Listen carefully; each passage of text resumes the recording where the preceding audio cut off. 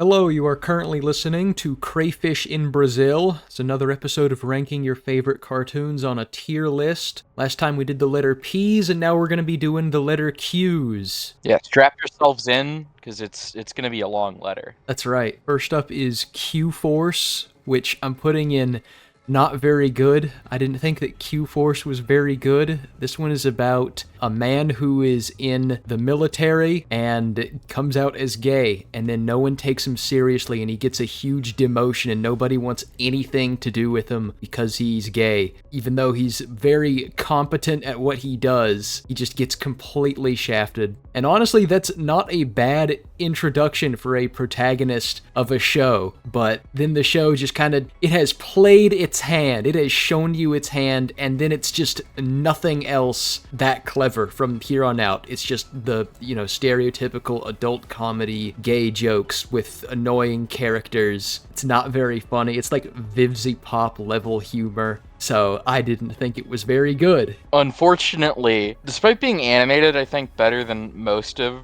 those types of shows are, this is still very much like a direct-to-streaming service, dime a dozen animated adult comedy. And it's not very good. All the characters are cardboard cutouts with a single personality trait, and if the joke doesn't land with you immediately, then it's not going to, and it didn't with either of us. Next is Quick Draw McGraw. I'm also putting it in not very good. This was an old Hanna-Barbera show about a western horse and his donkey sidekick companion trying to stop outlaw bandits in the Old West, but the horse is really stupid and does dumb stuff, but always gets the bad guy just out of luck. To me, this is not one of Hanna-Barbera's better ones. It's definitely not their worst. At least it's not just the standard Scooby-Doo clone. It's more of a Yogi Bear clone, really. I was about to say that. Yeah, they're plagiarizing a different idea in the Hanna-Barbera playbook here. Baba If you've Booey. seen Yogi Bear, it's the same fucking thing. What if we took Yogi Bear and we made him a horse? We put him in the Old West. That's Quick Draw McGraw. Yeah, not a huge fan of this one. And now it's time for the miscellaneous recommendation that starts with the letter Q. It's quesadillas, like the food. I'm just recommending quesadillas, the food. They're pretty good. I mean, the letter Q, what else am I going to recommend that starts with the letter Q? Like Queen, the band, which everybody knows, or Quantum Leap, the show that I've only seen like 3 episodes of. There's not much to work with the letter Q. The letter Q probably gets bullied by all the other letters of the alphabet, and honestly, it kind of deserves it. What about Quail, the animal? I don't think I have that many opinions on Quail the animal. I don't even know if I've ever encountered one. That's fair. Oh yeah, and by the way, there's no other shows for the entire rest of this series that start with the letter Q. Q-Force and Quick Draw McGraw are the only shows that start with the letter Q that we will ever talk about on this whole series. So we're done with Q. Get them out of here. Next is Raccoons, which I'm putting in only saw 1 episode of this, and it's just the most generic, like old 80s show of talking raccoons in a forest, and then a sinister, greedy, anteater type antagonist villain. This is one of those shows that they made before they knew how to make cartoons interesting, in that weird in-between period of TV animation history. I just hate the way everything looks in it. I hate the way all the characters look. It's about nothing, and it's not really like a show that is about nothing that is entertaining. It's very much a Care Bears sort of experience in terms of the nothing you're getting. The only reason I'm putting it up this high is because I liked the antagonist of the show, the weird anteater guy. He's got some depth to him, at least in the episodes that I have seen of this show. I liked that guy, but none of the raccoon characters really grabbed me, and I probably wouldn't watch more of this. Now we have Red versus Blue, which I'm putting in pretty good. I actually thought that somebody, at least one person, voted for this, but no, apparently nobody voted for Red versus Blue. I guess because it is it started off just as a machinima for Rooster Teeth with the Halo characters just bobbing their heads up and down using the Xbox controllers and then putting voice dubs over them to make them talk. but then it just developed over time into this ongoing series with lore and continuity, and you really get attached to the characters over time. It's got some good comedy in it. It's definitely that old 2000 style humor, but I still think that it holds up pretty well, and it's able to tell some pretty good stories by the end of its run. Yeah, I love Red versus Blue. The good parts of it. But you've got to take the good with the bad, and that's why it's this low. If you were ranking it purely off of the peaks of it, I'd say it would be good or fantastic. There's some shit in there too, don't get me wrong. I think Rooster Teeth as a whole is a bit of a mixed bag. On the one hand, you've got good Red versus Blue. On the other hand, you've got almost everything else they've ever done aside from it and Nomad of Nowhere.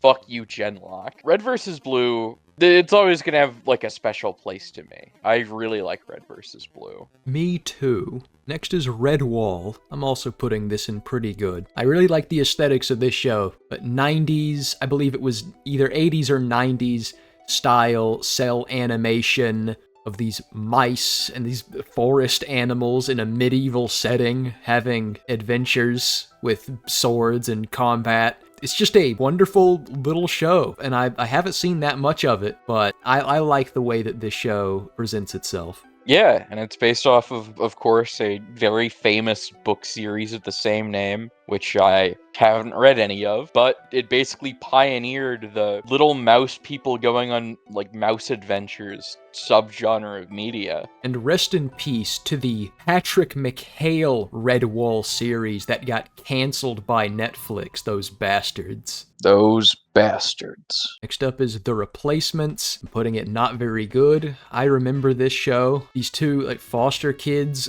It's a very odd premise, but essentially there's a company with a phone number and they call the number and they can just replace any adult in their life with somebody else. Like, oh, their baseball coach is like kind of a wimp, so we're just gonna call this number, and the baseball coach, we're gonna send him on like a cruise ship and we're gonna replace him with like a professional Major League Baseball coach instead. But then, oh, the Major League Baseball coach, he turns out to be an asshole who's really pushing these kids to pretty extreme levels, so, you know, we gotta get the old coach back, revert things back to the status quo. That's kind of this show. That's this show in a nutshell. Just replacing adults with cooler adults, realizing these cool adults are actually kind of insane and a bad influence for these kids, and then bringing the other one back and so that things return to normal. It's not great. It's kind of formulaic.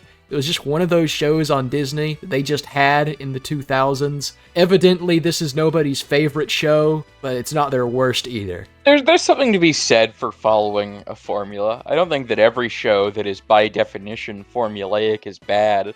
I mean, you've got Phineas and Ferb. Oh, every single episode of that show plays out the exact same goddamn way. But the premise for this one is interesting, just because it's so unhinged, but it's really not memorable. I think that this is another show, not to the same tier of bad as shit like Brandy and Mr. Whiskers, but of that same era where, as a whole, I would say that Disney Channel's animation lineup was kind of really weak. Took them a while before they got some real prestige shows under their belt, like Gravity Falls and shit like that. Yeah, this was their pre-Gravity Falls era of doing episodic shows, kind of like Phineas and Ferb, but they could not stand up against Phineas and Ferb. Nobody remembers The Replacements like they do Phineas and Ferb. You're right about it being in the same sort of area. It's like Brandy and Mr. Whiskers, Dave the Barbarian. This one might be better than those, though, but I still am not a huge fan of it. I am a big lover of the 2000s era of animation. I think there were a lot of good channels and places to watch shit back then. I really think Disney Channel in the 2000s was like maybe one of the weakest options to like watch cartoons on.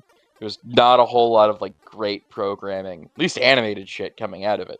I won't hear slander about Zack and Cody though. I'm not gonna lie, I kind of watch Disney just for the live action stuff and Phineas and Ferb. Yeah, and that was their assumption that most people were doing, because that's what they actually put effort into, I think, at that point. Next is Rescue Heroes. Put it in A tier. Now, this was my shit as a 4-year-old. I was a big Rescue Heroes fan, and it's perfectly alright. I don't really get anything out of it as an adult, because I was kind of too young when I was a fan of it to remember much of the actual content of Rescue Heroes, other than that I had a lot of the toys. But it's a fine show. There's nothing wrong with Rescue Heroes. Just these heroes, and you're not going to believe this, but they go out and rescue people. Not that much for story, but it's not like, I'm not going to say it's bad. I'm not going to call Rescue Heroes a bad show. I'm just not going to call it anything above that either. It's Now we got the Ricky Gervais show, which I'm also putting in A tier. Say what you want about Ricky Gervais, but this show is probably him at his best. Him, Stephen Merchant, and their dumb friend Carl Pilkington. It's just kind of a show making fun of their friend Carl Pilkington. They'll ask him questions, regular banter, and just kind of react at whatever he says, because usually it's something that's very stupid that the average person would not think. Sometimes he doesn't really have an answer for simple questions. Sometimes he has just such an insane thought that you don't know how he's able to live. Sometimes you feel bad for Carl Pilkington. You feel bad for him because they're just kind of picking on this guy. And other times you feel like he kind of deserves it. That is absolutely the best part of this show, and why people watch it are just the Carl Pilkington clips. Stephen Merchant's also pretty great. I like some Wheatley. Yeah. Ricky Gervais, I could fucking take or leave. But Carl Pilkington, I think that his segments, and he is a man, are highly entertaining, at least to me. Yeah, I really don't know that much about Carl Pilkington outside of this show. Like, I've never seen him on any other shows besides this one, where they're just making fun of Carl Pilkington. I've seen a bit more. Like, I've seen Idiot Abroad, which I think was a, really great show. And I've seen, lots of YouTube clips of this just for the Carl Pilkington bits. But those are pretty much my thoughts on it. As far as the animation and art style, it's very simple. I don't really like it. I kind of don't like how the characters are drawn. I'm just gonna say that. I don't know if that's a hot take or not. It's like a Hanna-Barbera-esque style. It is British animation. Usually, Brits don't know how to fucking animate, though there are exceptions. But I kind of agree. The animation in the show isn't terrific. But it's not really supposed to be. It's kind of just animated bits of what is essentially a podcast. Yeah, it's kind of what it feels like. Kind of like those Rooster Teeth animated bits where it's just them talking, they're drawn over it. That's kind of what it's like. YouTube animated bits that people make of Germa or other YouTubers when they're talking, you know? Yeah. Next is RoboCop, the animated series, which I'm putting in pretty good. Now, when I watched the first episode of this, I was thinking, there's no way that it's going to be as good as the movie. And I was right, but it was not nearly as bad as I expected it to be. In fact, I thought it was pretty good. The movie is basically a satire on American police officers, and so I was a little concerned that this show would be more of a not understanding that the movie was satire, but no, I think it does for the most part. Still some parts that are questionable, but I thought it was good. I liked RoboCop as a character. It does have stereotypical 90s evil gang villains who look kind of like Mad Max characters. Always love those whenever they're in anything. But it is a RoboCop show, so that's to be expected, I think. So I had a good time watching the first episode. I don't know if I would watch more, but I'm putting it in pretty good. Alright, now we got the Robonic Stooges. It's pretty bad. This is a Hanna-Barbera show about, hey, let's take the Three Stooges and let's make them cyborg superheroes that have to stop bad guys because we don't know what to do with these characters. Let's just make them superheroes that fight bad guys. There's the plot. They just do whatever they want. And it's really not funny. Imagine the Three Stooges, but they're not allowed to do any of the physical gags that they normally do. They're quick-paced because it's Hanna-Barbera animation where everything is all stiff and rigid and it's slapstick like that where everything is so easily telegraphed. They cannot do visual humor in a Hanna-Barbera show. What are you thinking? It's all that, like, shitty canned laugh track over everything. I think the show is maybe one of the worst things Hanna-Barbera has ever made, which, given a lot of their output in the 60s and 70s, is fucking saying something. Yes. It's not the worst. When we get to the worst Hanna-Barbera thing, you will know. It's not this, even though it is pretty damn bad and does not need to be watched by anybody's human eyeballs. I have no fucking idea who, other than us, for the sake of completionism, would go out of their goddamn way in the year 2026 to willingly watch an episode of the Robonic Stooges of all cartoons, let alone multiple episodes. Maybe someone who's just so crazy about the Three Stooges that they're just desperate for any and all media related to the Three Stooges that they would go out of their way to watch this. That's the only thing I could consider. Maybe, but it feels like that this cartoon would have to be like sacrilege to them. I could only hope so. All right, next is Robot and Monster. It's not very good. This was a 3D animated Nickelodeon show for younger audiences. I didn't find anything really charming or funny about it. It's just about, there's a dumb, naive monster and a sarcastic, pessimistic robot. And they live in a world where only populated by monsters and robots, and all of them have like actual unique names, except for Robot and Monster, who are just named Robot and Monster. I don't know how that's like if I were named Human.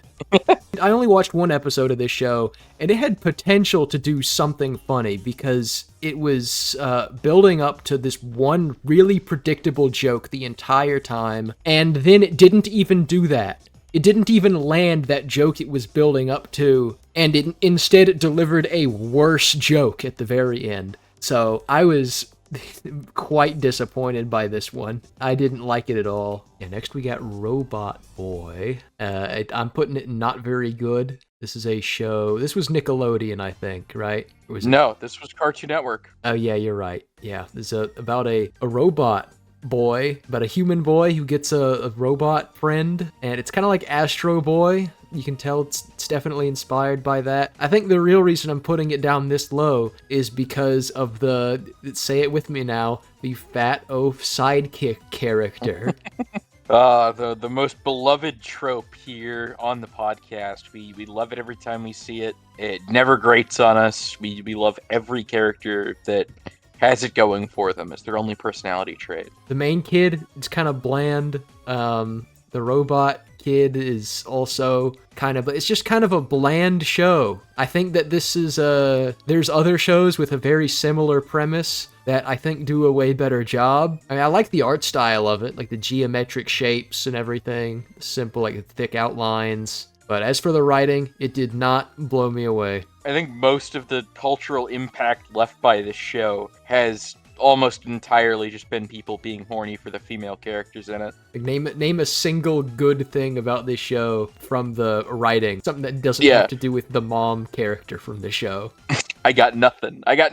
Okay, next is Rock, Paper, Scissors. This is a fairly new Nickelodeon show, one of the only Nickelodeon cartoons that are still airing. It's got good voice acting, but it's got just lazy writing. It's not the worst show that Nick is currently airing out of the 6 cartoons that they still have left, but it is nowhere near the best either. Saw one episode of it about the Rock character, voiced by Ron Funches, and he comes out to his dad as a model who wears feminine wigs, and I'm pretty sure that whole episode was supposed to be a euphemism for coming out as gay. I didn't think it was particularly funny or, endearing. Will you wear wigs?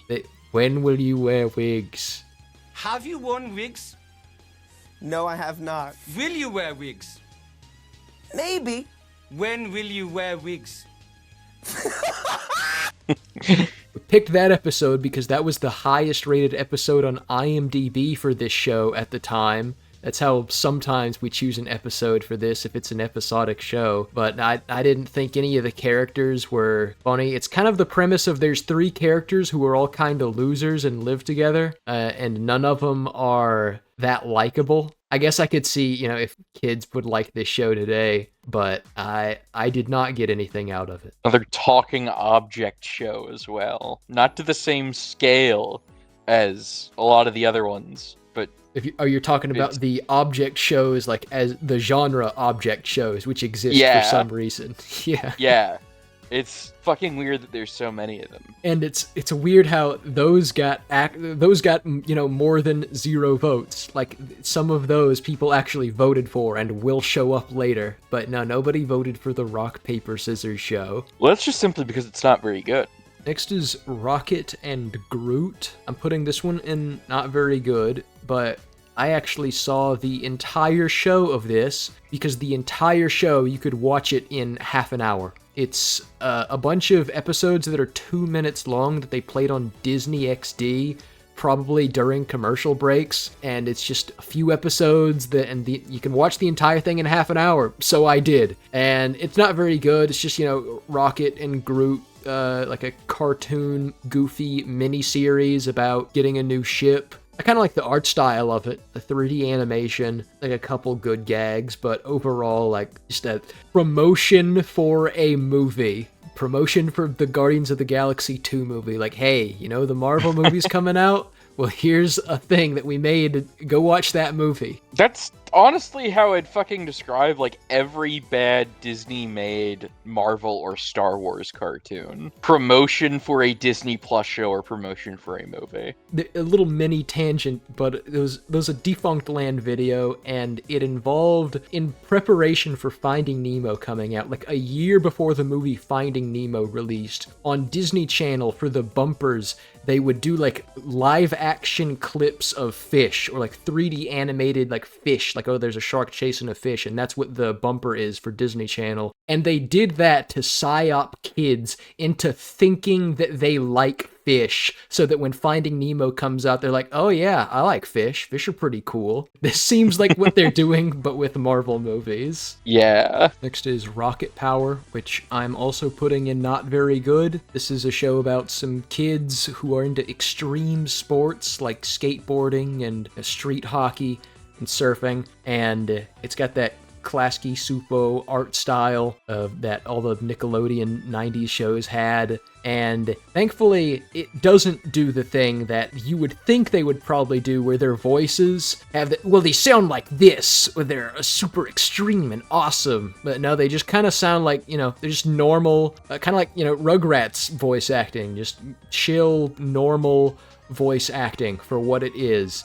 And that's a redeeming factor, but I didn't find it that interesting as a show. But it's got Surfshack Tito in it. How could you not like Surfshack Tito? I knew you were going to bring out Surfshack Tito, and I was waiting for you to say that. I do not like Surfshack Tito, because the episode that I saw, Surfshack Tito is just a fat oaf. Like, I only saw one full episode of this show, and his entire gimmick for that one episode, his entire character trait, was that he really likes Vegemite spread. And that's it. That's all he contributed to that episode. It's like, man, I really love Vegemite spread, and that's all he had to say. He was such an annoying character. Ancient Hawaiians used to say, now it is time to be a fat fucking oaf. I'm not a fan of Surfshack Tito like you are, Space. I don't see how you could hate him. I mean, look at him. Look how powerful he is. There's also an episode where they fucking meet Tony Hawk,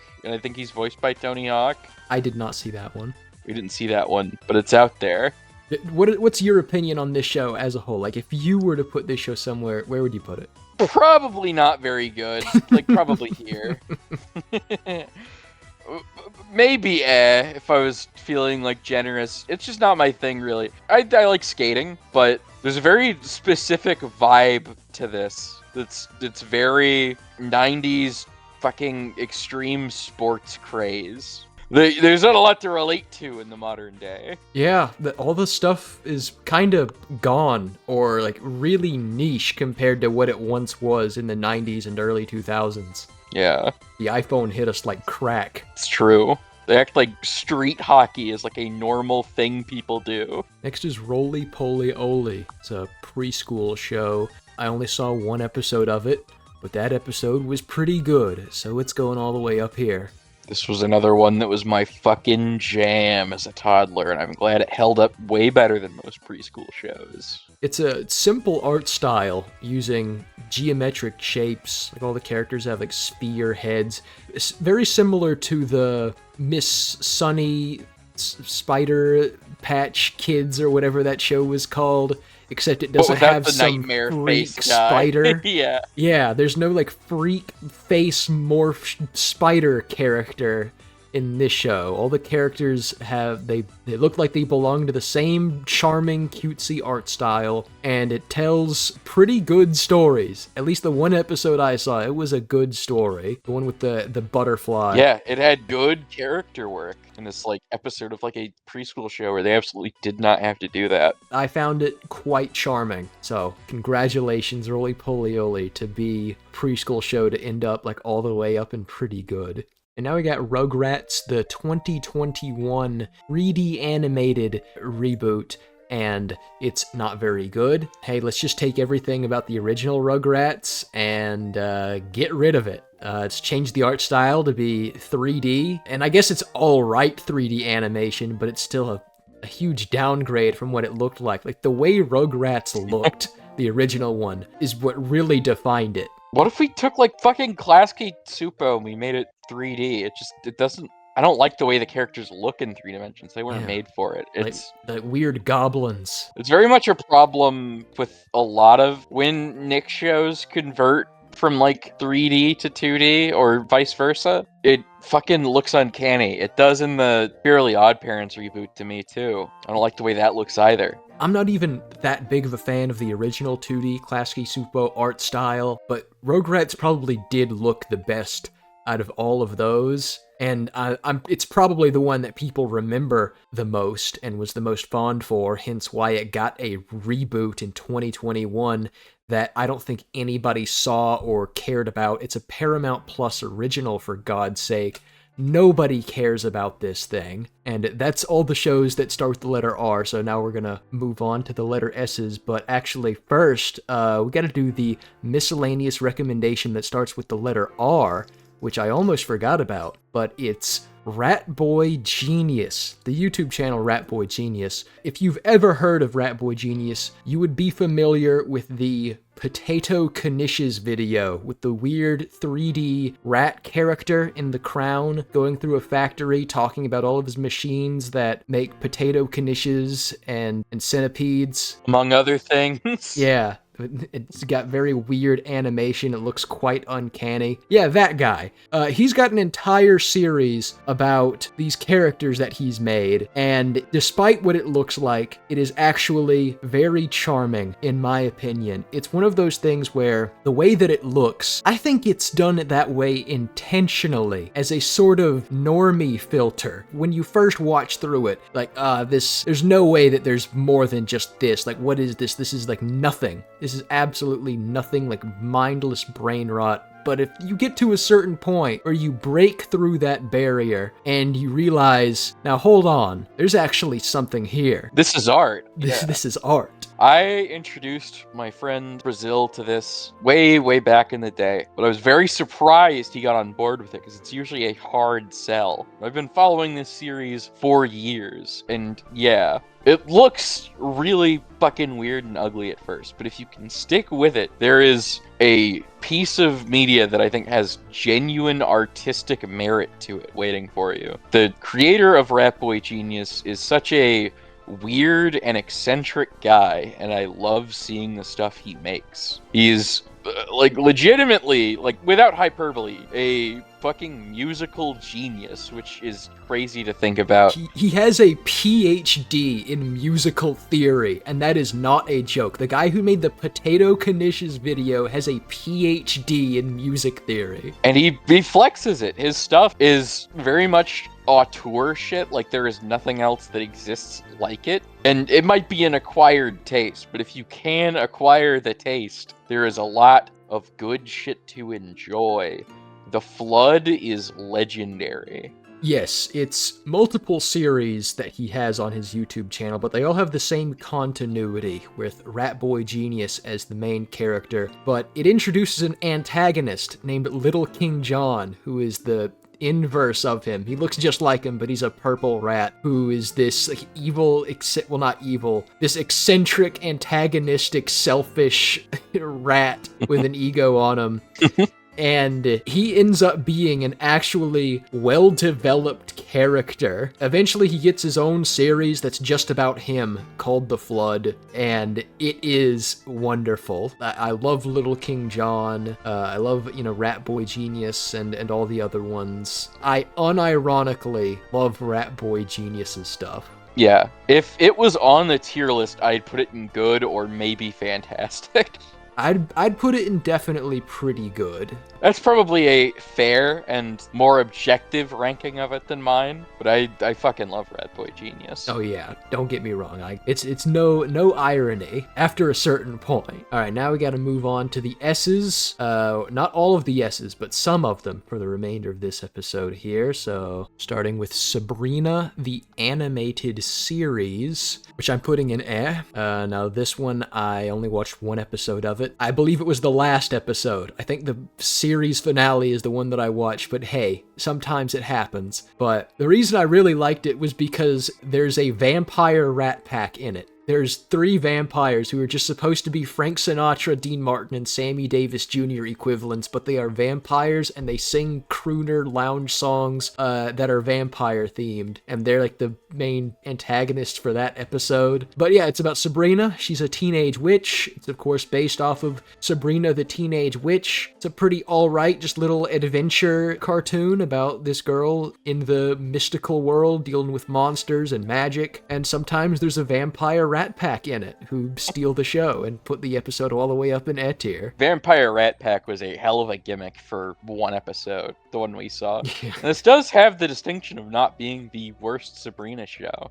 So we'll get to that other one later. Well, we're getting to it right now. Yeah, Sabrina the Animated Series, which is going in garbage. I fucking hate Sabrina the Animated Series. This is one of the worst Hanna-Barbera shows that I've ever seen. I don't think it's the worst. I think there's another one that's even worse than this one, but let me tell you why I hate Sabrina the Animated Series. That I only watched one episode of it, the first episode. The plot of that one is, Sabrina, she's a teenage witch, and the high school dance is coming up, and her nerdy friend, she doesn't have a date to the dance. So Sabrina uses her magic to mind control this guy who's either gay or asexual, but he's like very clearly not into women, and Sabrina just uses her powers on him to like mind control him into asking out the nerdy girl, and the guy clearly hates it and is like very distressed and troubled. In a normal cartoon, Sabrina would learn her lesson that mind control is bad, but no, absolutely nothing happens with Sabrina, and she faces no repercussions. Neither her nerdy friend nor the guy find out that they're using mind control. Just nothing gets resolved. Like, Sabrina gets her way at the end, and the whole show's like, yeah, using mind control is completely fine, and there's nothing wrong with it whatsoever. It's just a nothing show with horrible morals in it and horrible animation and art style, because it's Hanna-Barbera, for crying out loud. So just a Hanna-Barbera show, but like even worse than what they normally do. I have nothing good to say about Sabrina the Animated Series, so it's going in garbage. Or Sabrina the Teenage Witch, I mean. Sabrina the Animated Series was the Vampire Rat Pack one. Okay, next we got Sagwa, the Chinese Siamese cat, which I'm putting in not very good. This is a show from PBS Kids about this cat living in ancient China, who lives in the palace hunting rats for the Chinese type emperor. Small Chinese type baby. It's just kind of boring, really. I think the only thing I like about it is, I guess, the main character, the cat, is alright. It's another one of those shows that has human characters doing their own thing for half the show, and then it's got the animals who can, speak animal and talk to each other that take up the rest of the show. And this show is actually kind of weird, where the humans plots are the worst ones, and the animal plots are the better part of the story. The animals have pretty good art styles and character designs. Like they're cute looking animals, you know? Whatever they're doing is more interesting than the humans. All the humans look really ugly, and they're all really annoying.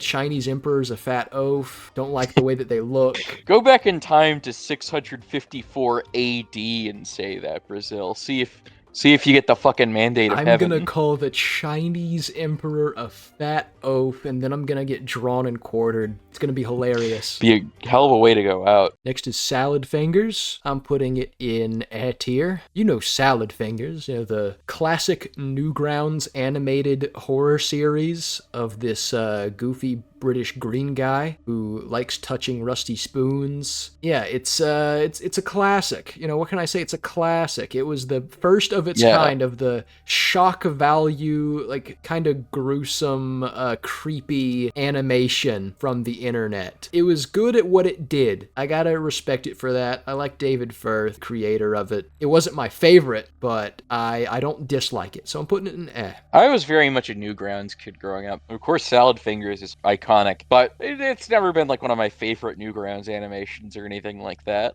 I mean, it definitely has its place, but I feel like A is where I would classify it too. It is interesting to see how it develops over time in terms of animation quality, because the newer episodes are definitely way better looking than the old ones, which are just Newgrounds Flash animation. Yeah.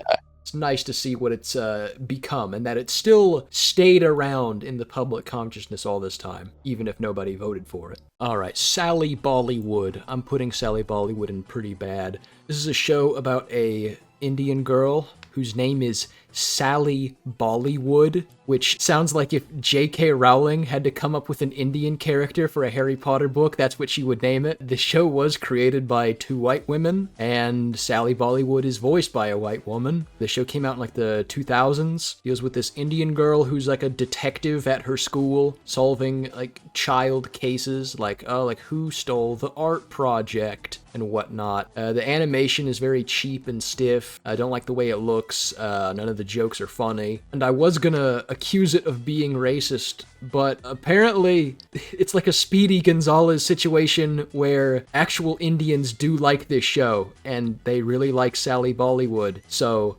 now I don't know what to think. It feels like a happy coincidence that ended up being the case. I mean, what the fuck, Indian people? You have a problem with Gandhi and Clone High, but this shit's okay? Did they actually have a problem with Gandhi and Clone High, or was that just like white people lashing out at the creators of Clone High for that one? It was like a big like Indian protest, yeah. They had a problem with them using Gandhi, but then they changed it to him being Gary Coleman, so it should have been okay. Yeah, I don't know. I like Motu Patlu better than Sally Bollywood. I mean, India's got like fucking Kino. You've got like Motu Patlu and Bahubali. Yeah. Sally Bollywood is a French show, in case you couldn't tell just by looking at it. You got Ninja, Kenichi. Next we got Sam and Max Freelance Police, which I'm putting in A tier. I like the video games better. Fair take, but I fucking love this show. I grew up with this one. I had it on DVD. I don't think it's as funny as the video games, but I still think it has some great episodes. And just in general, I like the overall sense of humor of this franchise. I'm a really big Sam and Max head. Was Bosco ever in this show? No, he is like exclusive to the Telltale games, but he is a great character. See, maybe if they had Bosco, I'd rate it higher. Yeah, Bosco is a fucking goated character. We love Bosco in this house. The fucking people who did the remakes, they're cowards for changing his voice.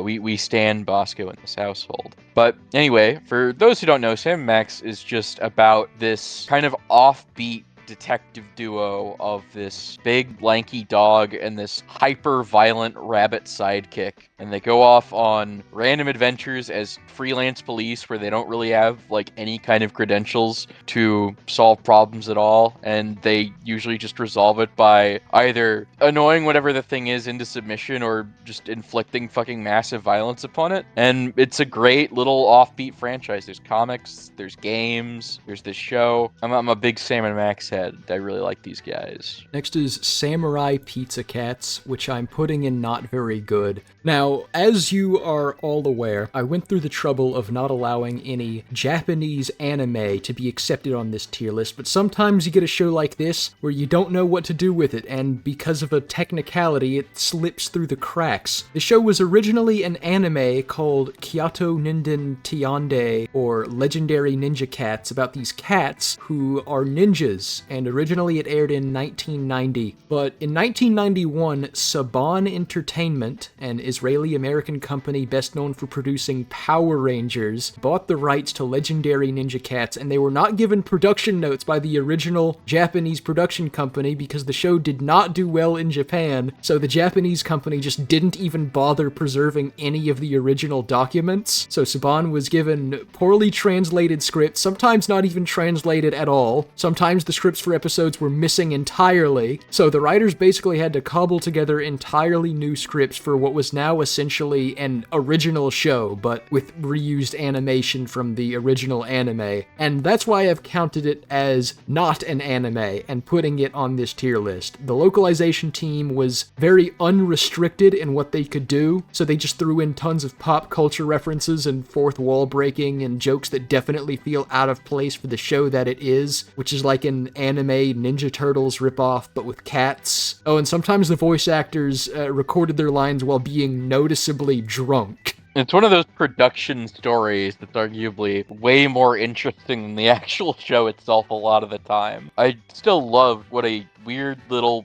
freak show this is, even if we can't probably put it any higher. As for what I thought of the show itself, it's got a few funny bits in there. It's that type of humor where they just throw a million jokes at you. Most of them are annoying or cringy, a lot of dated pop culture references, but sometimes you got something that catches you off guard, like one character calling another a neo-fascist. Save that pinko pop ecology stuff for the next Greenpeace newsletter! Who's a pinko, you neo-fascist feline? The animation is pretty cheap for what it is. Sometimes it's just a still cell sliding over the background, but overall, I'm putting it not very good. Very much a back at the barnyard type production cycle. Yeah. Next is Samurai Rabbit, the Usagi Chronicles, which I'm putting in not very good. The only reason I know about this show is because Ninja Turtles. It's about this samurai rabbit in this, world of anthropomorphic animals, and he becomes a samurai. The show came out on Netflix fairly recently, 3D animation. But yeah, this character is from a comic that got put in the Ninja Turtles shows. In the 2003 Ninja Turtle shows, Usagi appears in a couple episodes of that. And I remember whenever the show was airing, people would do a lot of fan art with this character next to the like Rise of the TMNT Ninja Turtles. And like, this character was not in that show. Who is this guy? I don't know who this is. But it turns out, like, no, he's a character from a completely different show. It's Usagi Yojimbo. Yeah, so I'm not familiar with it. I watched one episode of this show on Netflix and didn't like it very much, so it's down here. I am familiar with the character, but I haven't seen any of this show, so I'm just going off Brazil's opinion. No, I know you'd love this next show, Sanjay and Craig, which I'm putting in pretty bad. When I think bad 2010s Nickelodeon show, this and Breadwinners are the two that I think of. What about you? Yes, I do think I share that same notion. And Sanjay and Craig, about this kid and his snake going on misadventures, it's all gross out humor and shock value humor. There's nothing else here. It's horrible. It's awful.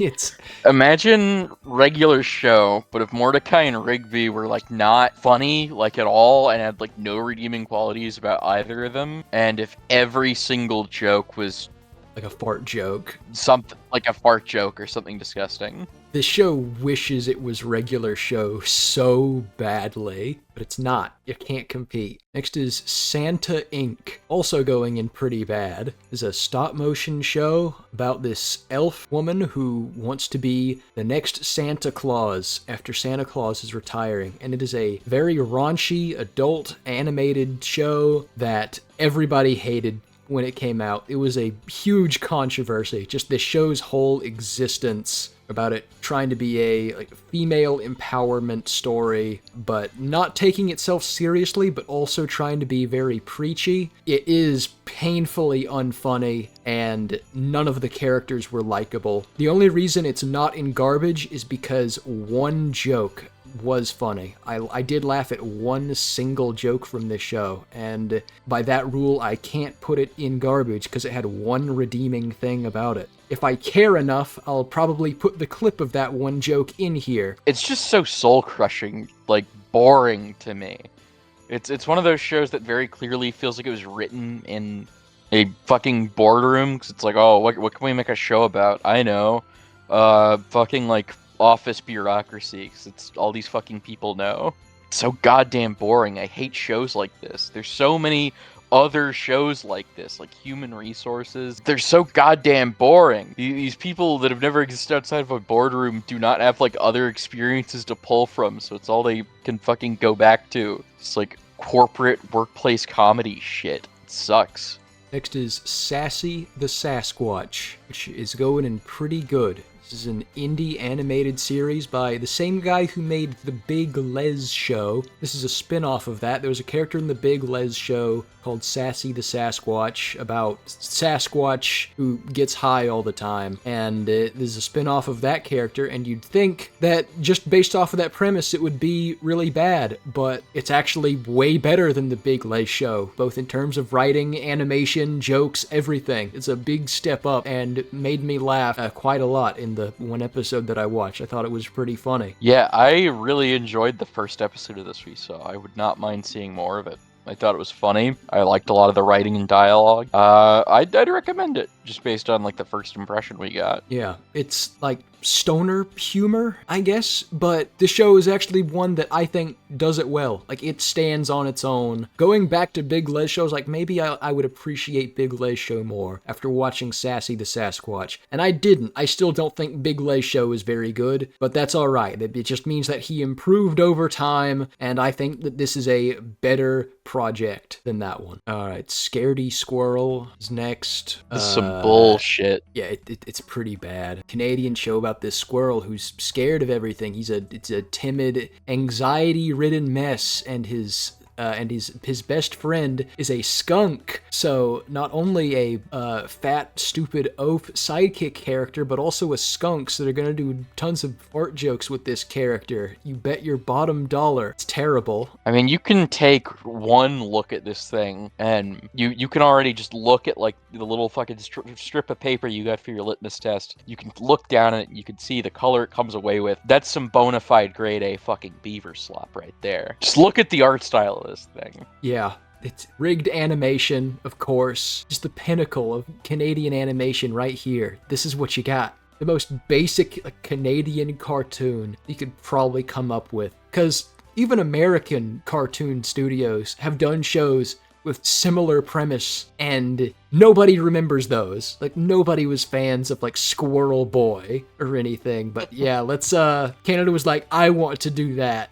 let me give it a shot. We're gonna be the studio that kills Squirrel Boy, they say, not realizing Squirrel Boy killed itself immediately on arrival. Alright, now we got Scooby-Doo and Guess Who, and it's not very good. There was a ton of Scooby-Doo shows on this tier list, and this is one of the fairly newer ones, post Mystery Incorporated, if you're wondering. And the whole gimmick with this one is that every episode it has a guest star, either a real celebrity who is voicing themselves, or it's some fictional character, like Batman, for instance, or maybe Steve Urkel, but it's voiced by the guy who actually played Steve Urkel in Family Matters. That's the kind of show that this is. First episode, the guest star is basketball player Chris Paul, and they're solving a mystery on who's the monster that's haunting the golf course. You know, it's kind of boring even for a Scooby-Doo show. So no, I didn't think it was very good. Yeah, no, he's no Vincent Van Gogh, this fucking Chris Paul guy. Yeah, maybe who knows? Maybe there is a good episode of this show, one where that's not. I definitely think we had to have caught one of the more boring guest characters. There have to have been better ones, just statistically. Yeah, I think Weird Al is in one of them. See, now that would have been good. We maybe should have chosen in that one, but we just I just chose started the with first episode is Yeah. Chris Paul, so I don't know, but it didn't look too promising. I wouldn't want to watch more of this because from what I saw, it's just the standard going through the motions Scooby-Doo cartoon stuff where every character's doing their stereotypical gimmick that they do for the whole episode, and there's nothing really there. Like, they don't add anything like they do with other Scooby-Doo shows. Yeah, like Mystery Inc. kind of pushed the bill forward on the Scooby-Doo formula, I think, a lot, with like actually adding character shit and continuity to it. It's kind of rough to go from that to like back to not having that. Yeah, but we got to get through some more Scooby-Doo shows. We got 4 of them in a row here, so let's get to the second one. God. Next is Scooby-Doo and Scrappy-Doo. This is the first show to ever have Scrappy-Doo in it. I'm putting it not very good. Episode we saw was about a comic book writer who wrote the Blue Beetle, except it's not the Blue Beetle. It's legally distinct. It's the Blue Scarab, and he gets haunted by the real Blue Scarab, but of course it's just a guy like in a Blue Scarab costume just like trying to scare the shit out of him. But I didn't think it was very good. It's Scooby-Doo, and there's Scrappy-Doo also. He's here now. He's a character. Look at how tough and scrappy he is. This is the one that opened the Pandora's box on all other Scrappy adjacent characters, which I believe we talked about some in the last episode when we talked a little bit about Scrappy. And also the fucking terrible trend of giving Scooby-Doo other family members, like we also talked about. But I kind of hate it for that, even though the actual episode wasn't that bad. Okay, next is The Scooby-Doo Show. It's not very good. Just to remind you, Space, this is the one that had Scooby-Dumb in it. That's what this one our was. Other favorite Scooby-Doo family member. Yeah, this one's going up all the way in Fantastic. Yeah, this one has a character that I think has been mostly lost to time, but it's Scooby-Doo's stupid cousin named Scooby-Dumb, who's an idiot. And Scooby-Doo is already kind of a fucking dumbass, so like you add in being an idiot on top of that, and you're just left with a truly insufferable and detestable character. I don't think we need to explain anything else about this show. I think just Scooby-Dumb and explaining his whole deal, that just kind of gives you an entire idea of what the show is like, so I'm gonna move on. Now we got Scooby's All-Star Laugh Olympics. Now this one, say what you will, but this one does not follow the Scooby-Doo formula. It's not even like a Scooby-Doo show at all. This was just Hanna-Barbera having a whole bunch of characters under their belt. We're just gonna make them all do like Olympic Games challenges together as teams. So you got 3 teams. There's the one that has Scooby in it, there's the one that has Yogi in it, and then there's the one that has Dick Dastardly and Muttley in it. Scooby and Yogi, they all have like Hanna-Barbera IP characters on their teams that help them do the challenges. You know, you got like Augie Doggy and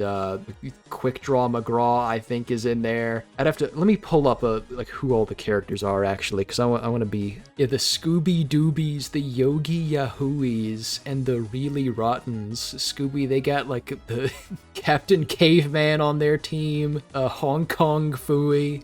Grape Ape. Yeah, the hero characters, they get all the good people on their team. There's 2 teams that are super overpowered compared to everybody else because they have like Grape Ape and a literal genie on their side who can do fucking genie magic and could win everything if he wanted to. And the Really Rottens, they got nothing. They got what, like an octopus? Dick Dastardly, but he literally always fucks up and fails in the end. That's his whole thing. His whole thing is that he tries to cheat, and then it backfires on him, and then he loses. That's their whole thing. But the funny thing about this show is that I'm putting it all the way up in A tier, because even though it kind of sucks, and it's just like Warner Brothers slop, it's entertaining as heck to see. It is hilarious just seeing this genie do genie magic, and then everybody, like the villains, they have to cheat. Like there's no other way for them to win against this shit, so they have to resort to cheating.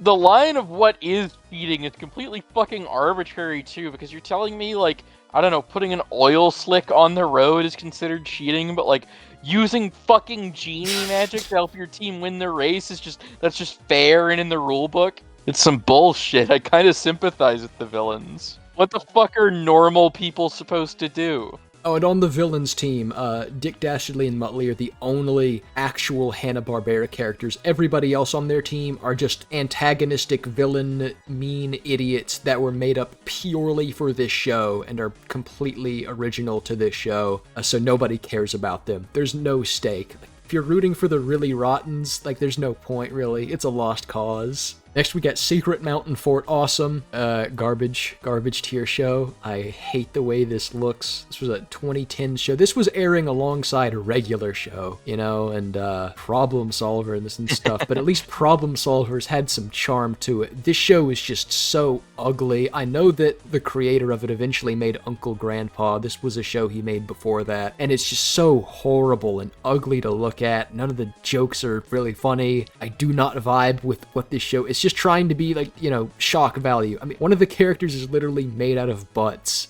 This show is, it looks like pus. That's how I would describe this show. It's a very good and succinct way to describe it. All right, now we got Secret Saturdays. Now, this one's pretty good. This one is pretty good. I think this one is an underappreciated gem. Like, this ran in, like, I want to say the late 2000s. Like I think 2009. Yeah, around then. But I really think this show... I liked this show a lot when it was airing. I think this show would have been really successful if it had just come out later than it did. It was too far ahead of its time. The reason I say that is that the whole premise involves essentially this family of cryptid hunters who they go out, they do cryptozoology, and they hunt for shit like various like real world cryptids. And it's like a monster of the week every season, but there's like continuity and character development and all that good shit. The art style's nice, the action's good. It's a good show. It's like another Ben 10. It's like of that quality, I would say. But it didn't catch on, I think, because it released in like the late 2000s before anybody fucking knew what cryptids were, and now everybody knows. If they had just like waited until after Gravity Falls to do this show, I think they would have done a lot better. Yeah,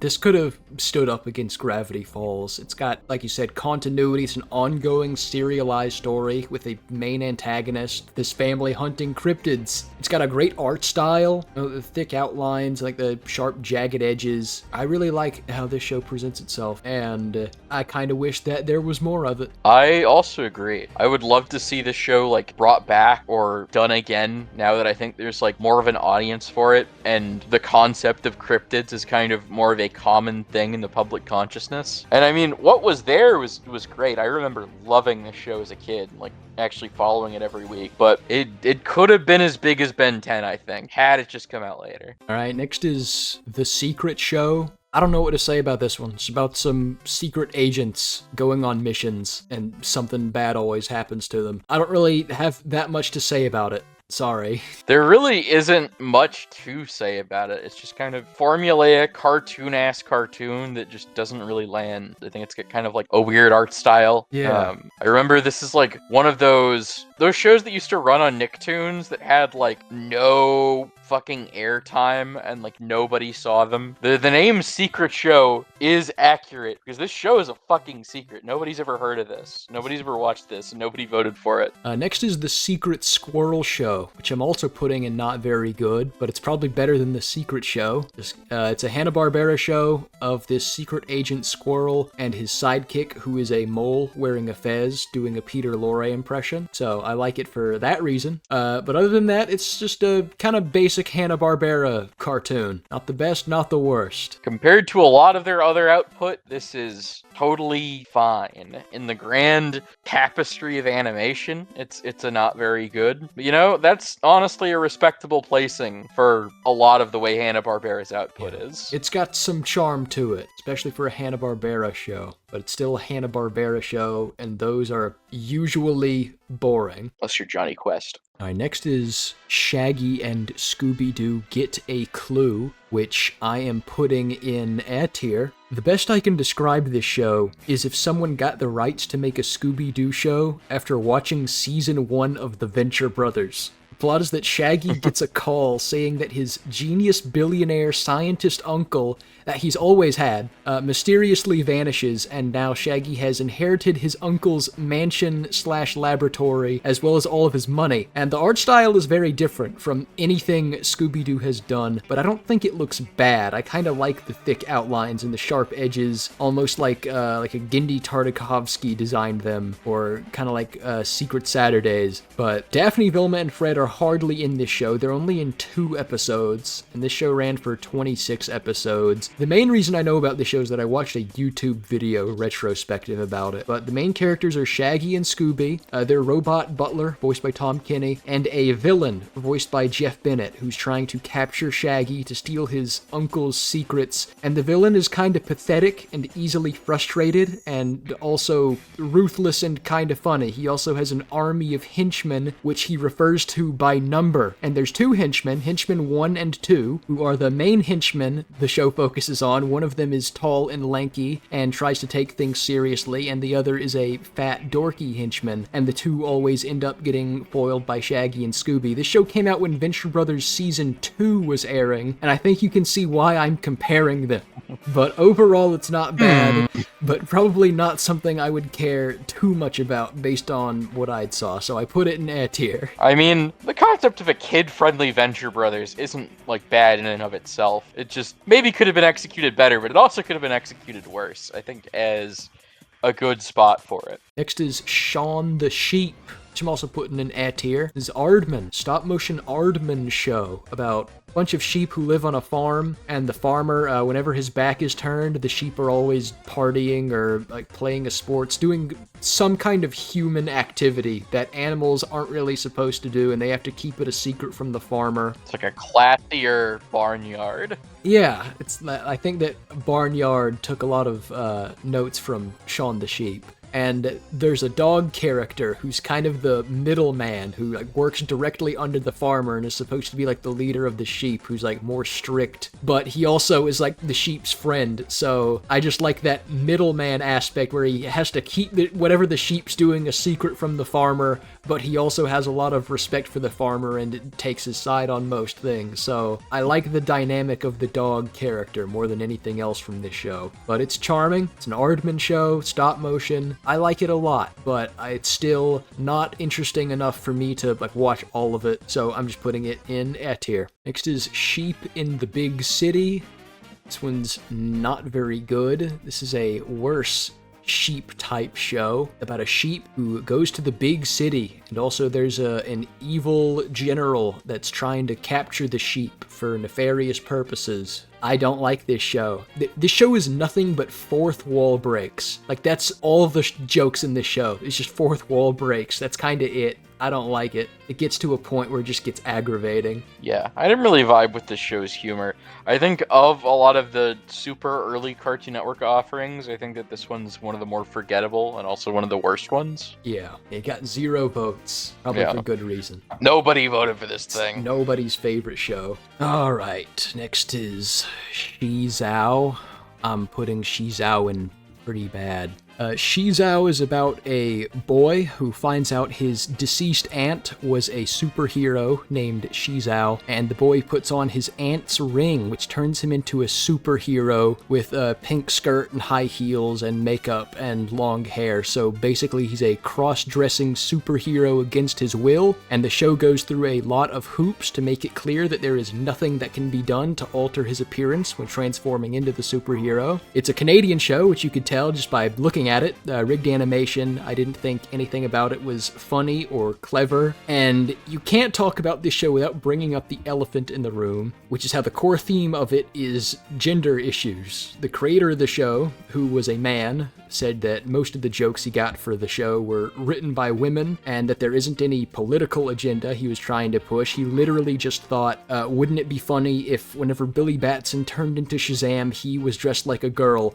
and then he made a show that was exactly that. And I believe him, but the reason I'm putting it this low is because I didn't find it funny or charming. Even when you take away all the controversy and other shit to unpack, it is still just at the end of the day a very bad beaver slop show. All right, and last we got Sid the Science Kid. This is the final show that I'm going to be talking about for this episode, is Sid the Science Kid, which I'm putting in not very good. It's a preschool show about this curious kid named Sid. Him and his friends do some kind of... They have a problem in their everyday lives, and they build something to solve that problem. It's kind of like Phineas and Ferb, except if it were more realistic and like an actual kid could achieve the things that they're doing, and they're not like building a roller coaster, they're just making like, I don't know, a pulley system or something like that. But, teaches kids about like basic science. It's all right, but I think the real reason I'm putting it down this low is because it just looks bad. I don't like the art style of it. It's like all like mo-capped, like 3D animation that just does not look good, and the voice acting is not great either. The voice acting puts me off of. It's like I can tell that this is just a 30-year-old guy doing a cartoony voice for the main character, but what are you gonna do? It's not the worst thing in the world to show your 5-year-old. I mean, it at least has educational merit going for it. I can kind of appreciate that, but not any easier to sit through. Yeah, and that's it for this episode. You're wondering why I'm cutting it like right in the middle of the S's. It's because the remainder of the S's is enough to make a whole another entire episode about. So the next episode will be just the rest of the S shows that got 0 votes. But I'll be seeing you next time.